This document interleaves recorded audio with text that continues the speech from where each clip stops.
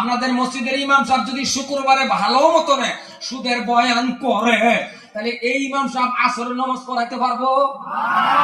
গাছটি একটু বলবে বিদায় কথা করে হাজানো নয়।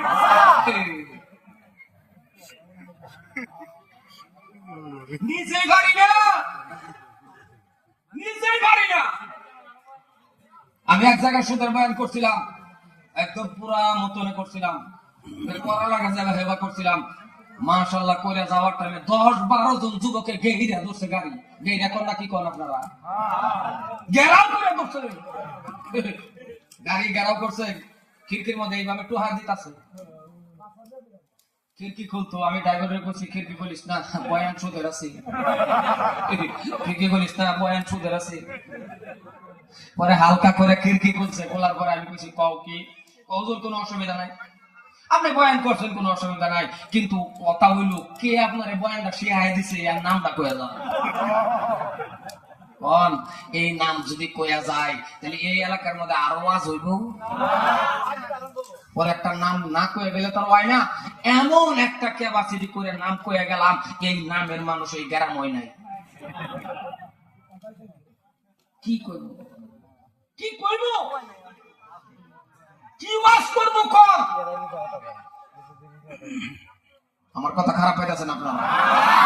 যদি আল্লাহরে ডরাইতেন, যদি আল্লাহরে ভয় করতেন, তাহলে আপনার কাছে আমার প্রশ্ন, বাবা, আল্লাহরে ডরানো ব্যক্তি ও আম্মা জানেরা, যদি আম্মা জানেরা আল্লাহরে ভয় করতো, ও এলাকার মানুষ যদি আল্লাহরে ডরাইতেন, আল্লাহরে ভয় করতেন, ইত্তাকুল্লাহ, তাহলে আল্লাহকে ভয় করে নেওয়ালা ব্যক্তি কোনদিন বেনামাজি হয়ে থাকতো? বেনামাজি হয়ে থাকবো? আপনাদের এলাকায় বেনামাজি না যেরকম না আছে, মানে ঘরে ঘরে ঘরে ঘরে বাবা, প্রত্যেকের ঘরে ঘরে। প্রত্যেকটা কথা ওজন ধরে যাবেন আর কান খাড়া করে শুনে যাবেন।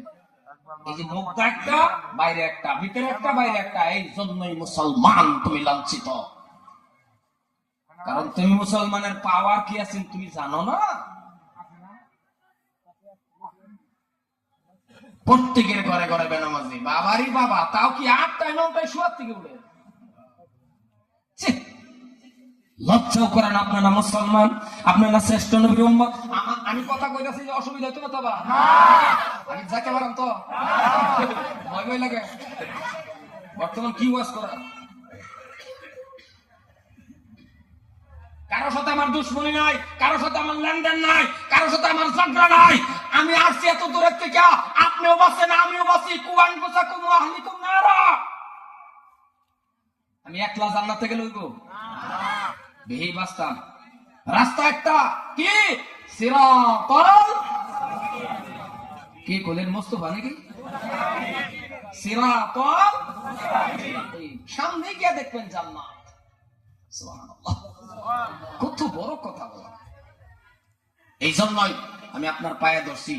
পাও কর না ঠ্যাং কর, পাও ঠ্যাং কথা তো একটাই না। ধরে পায়ে ধরে কয়ে যায়, ধরে ঠ্যাঙ্গে ধরে কয়ে যায় আল্লাহরে ভয় করেন।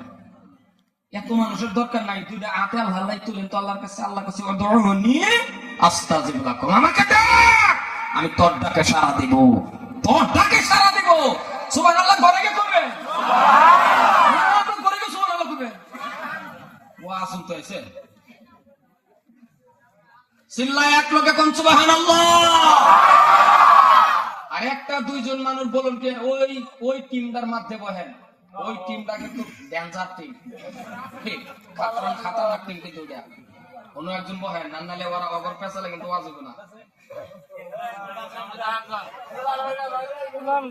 সম্মানিত ভাইয়ের আমার দিকে লক্ষ্য করুন। লা ইলাহা